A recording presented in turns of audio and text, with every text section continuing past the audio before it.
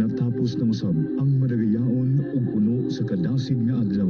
Panahon na nga mamahuway kita kung diin uban sa grasya sa Dios. Mubangon kita nga baskog ug puno sa paglaom sa umaabot nga mga adlaw. Salamat o Dios sa imong dako nga gugma alang nari kanamo. Wala nimo kami pasagdi sa tibok adlaw namong gimbuhaton, bugat man o dili.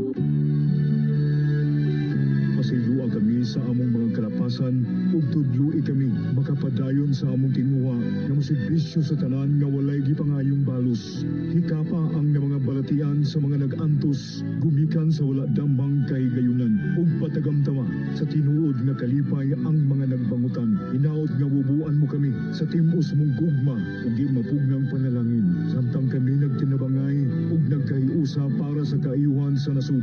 Isip imong katawan. Kini ang 101.5 Wonder Radio Tandag is now signing off.